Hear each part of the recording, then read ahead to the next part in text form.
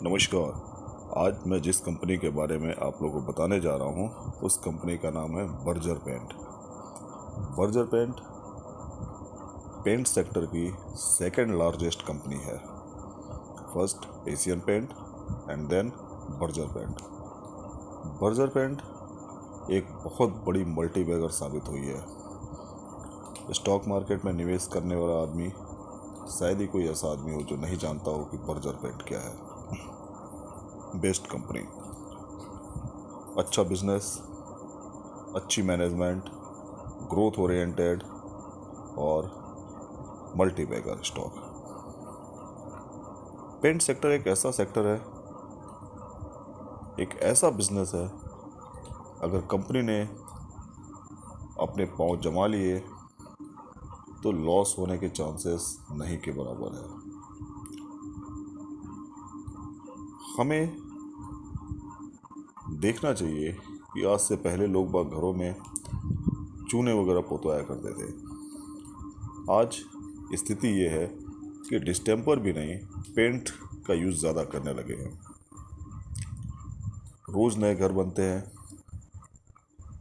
Paint की बिक्री उसी तरीके से बढ़ रही है और वैसे भी लोग बाग अपने घरों में पेंट का यूज़ करते हैं। और बर्जर पेंट सिर्फ पेंट ही नहीं, उसमें अलग अलग वैरायटी के डेकोरेटिव पेंट्स तो बनाती ही है, जो फंगी प्रूफ भी बनाती है, जिससे फंगस नहीं लगे, इस टाइप की भी पेंट बनाती है। प्लस इंडस्ट्रियल पेंट में तो मोनोपॉली सी है इस कंपनी की, नंबर 1 है। जहाँ तक एशियन पेंट की बात है, डेकोरेटिव पेंट में नंबर 1 है, लेकिन बर्जर पेंट इंडस्ट्रियल पेंट्स में नंबर 1 है। कभी भी आपको किसी भी कंपनी के बारे में देखना है, कंपनी क्या है, कैसी है, थोड़ा सा बाहर निकलिए, देखिए मार्केट में, आसपास जानिए, दुकानों पे देखिए, पूछिए, पता करिए, आपको समझ में आ जाएगा। किसी भी इंडस्ट्री में जाइए, पेंट हो रहा है। हर इंडस्ट्री अपनी इक्विपमेंट को सुरक्षा के लिए बराबर पेंट्स कराती रहती है। आप जाके देखिए किसी भी इंडस्ट्री में मैक्सिमम बर्जर पेंट यूज़ होते हैं, मैक्सिमम, शायद ही कोई दूसरा पेंट आपको देखने को मिले। हर इंडस्ट्री में बर्जर पेंट होता है। दैट मीन्स इंडस्ट्रियल पेंट्स में नंबर 1 है बर्जर पेंट। चलिए कंपनी की ROC ROE देखते हैं। ROC है 25.9 का, ROE 22.5 का, जो कि शानदार है। More than 20 it is good. ₹1 की फेस वैल्यू वाला शेयर है। 1 साल का रिटर्न हम देखते हैं तो हमें नेगेटिव रिटर्न नज़र आता है। यहीं पे अगर हम 3 साल का रिटर्न देखते हैं तो हमें अच्छा खासा रिटर्न नज़र आता है, लगभग 1.5 गुना, 400 से बढ़कर 600 के आसपास 1.5 गुना रिटर्न अच्छा है। वहीं अगर 5 साल का अगर हम देखते हैं चार्ट, तो हमें इस कंपनी का भाव लगभग 300 से बढ़कर 600, लगभग डबल सा दिखाई देता है। जबकि कंपनी पिछले जुलाई 21 से लेके कंटिन्यू एक डाउनफॉल में है। क्यों है डाउनफॉल में, कभी सोचने की कोशिश की? जवाब मिलेगा, एनालिसिस करेंगे तो पता चलेगा। इन दिनों पेंट सेक्टर, चाहे केमिकल सेक्टर की कंपनियों के लिए एक बुरा दौर था। इनके रॉ मटेरियल के दाम कंटिन्यू हाई होते जा रहे थे और रॉ मटेरियल के दाम हाई होने पे कंपनी के प्रोडक्ट पे, सेल्स पे इम्पेक्ट आता है। कंपनी बुरे दौर से गुजर रही थी। अब रॉ मटेरियल के दाम भी नॉर्मल होने शुरू हो गए हैं और कंपनी भी उसी तरीके से बाउंस बैक करना शुरू कर दी है।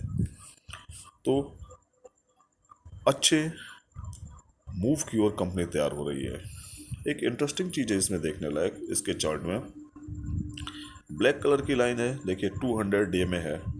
कंटिन्यू कंपनी 200 DMA को रेस्पेक्ट देते हुए हमेशा इसके ऊपर वर्क करती रही है।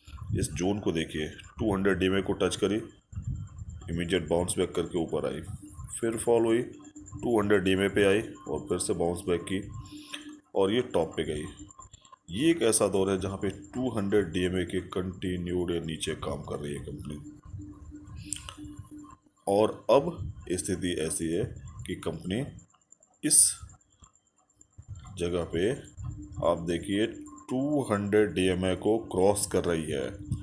बहुत बड़ी चीज़ है, लगभग साल 1.5 साल की कंसोलिडेशन मूवमेंट के बाद में अब ये 200 DMA को क्रॉस कर रही है, मीनिंग दैट कंपनी एक मूव की ओर, बड़े मूव की ओर तैयार हो रही है। और यहाँ से इस चार्ट को देखते हुए लग रहा है कि इसको अगर सक्सेसफुली क्रॉस कर लेती है, दैट मीन्स कंपनी बड़े आराम के साथ डबल हो जाएगी। दैट मीन्स मिनिमम कम से कम 1000 से 1200 का टारगेट है। आप देखिए साल से 1.5 साल के अंदर बर्जर पेंट आपको डबल होता हुआ दिखाई देगा। चलिए कुछ और चीज़ें देखते हैं कंपनी का।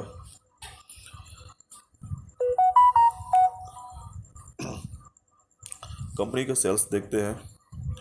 मार्च 22 में देखिए, फिर जून 22 में देखिए बढ़ा, सितंबर में थोड़ा गिरा और फिर दिसंबर में थोड़ा बाउंस बैक करना शुरू किया। नेट प्रॉफिट की दृष्टि से देखते हैं, 253, 220 गिरा, फिर बाउंस बैक किया कंपनी ने, फिर थोड़ा गिरा, थोड़ा फिर गिरा। ये जो गिरावट आ रही थी कंपनी में नेट प्रॉफिट में, उसका एक ही रीज़न था कि कंपनी के रॉ मटेरियल के दामों में बेतहाशा वृद्धि हो रही थी, जिससे सारी की सारी, नॉट ओनली बर्जर पेंट, सारी की सारी केमिकल कंपनियां जूझ रही थी।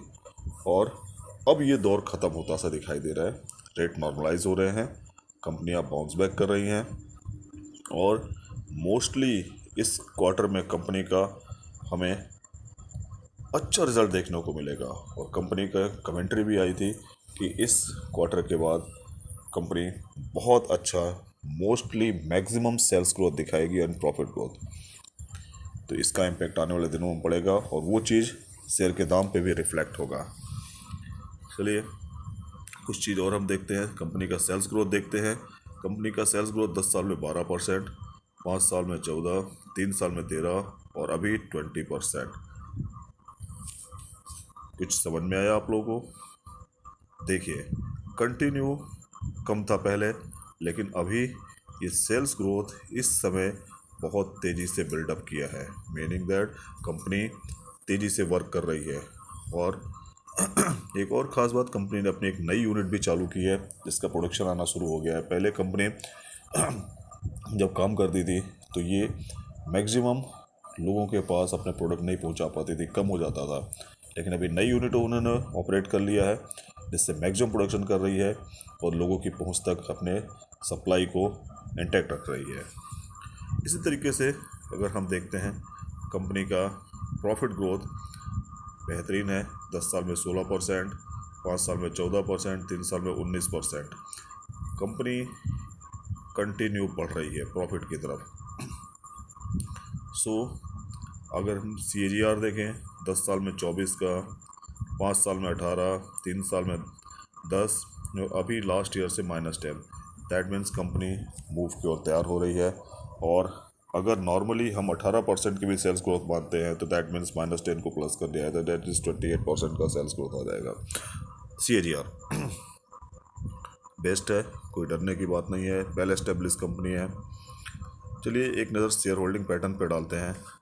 तो प्रमोटर्स के पास 75% है, प्रमोटर बिल्कुल भी कम करने को रेडी नहीं है। FI 11.28, 11.03, 11.13, 11.1, 10.6 पर ऑलमोस्ट थोड़ा सा ट्रिम करते हैं, थोड़ा सा बढ़ाते हैं, बराबर ही है। DIs ऑलमोस्ट बराबर। पब्लिक कोई भी कहीं भी अपने स्टेक को कम करने को रेडी नहीं है। ये बात समझ में आती है कि कंपनी इतनी अच्छी है, बढ़िया काम कर रही है, तो ना तो DI, ना FI, ना पब्लिक, कोई भी अपनी हिस्सेदारी कम करने को तैयार नहीं है। ऐसी कंपनियां होती हैं, इस तरह की कंपनियों में इन्वेस्ट किया जाता है। ये लोगों का ट्रस्ट है, लोगों का विश्वास है कंपनी की मैनेजमेंट के प्रति, कंपनी के प्रोडक्ट के प्रति। तो इस टाइप के स्टॉक में इन्वेस्ट करिए और प्रॉफिट होगा और डेफिनेट प्रॉफिट होगा। मैं हमेशा से कहता हूँ आप लोगों को कि पेनी शेयरों में कभी मत जाइए, वेल एस्टेब्लिश कंपनियों में जाइए। एशियन पेंट है, बर्जर पेंट है, टाइटन है, TCS है, इन्फोसिस है, जो अपनी बादशाहियत को कायम रखे हुए हैं और हमेशा इसके लिए प्रतिबद्ध रहती हैं। ऐसी कंपनियों में इन्वेस्ट करने से कभी नुकसान नहीं होगा। चलिए इसी के साथ नमस्कार। बिजनेस मेरे चैनल को सब्सक्राइब करिए, लाइक करिए और नोटिफिकेशन भी ऑन करके रखिए। नोटिफिकेशन ऑन करने से आपको मैसेज आते रहेंगे, मैंने क्या नया चैनल में क्या मैंने शेयर दिया, क्या रिकमेंड कर रहा हूँ, मेरा कौन सा नया वीडियो है, इसके पास आपकी नोटिफिकेशन आती रहेगी। इसलिए नोटिफिकेशन ज़रूर ऑन करें। Okay, thank you.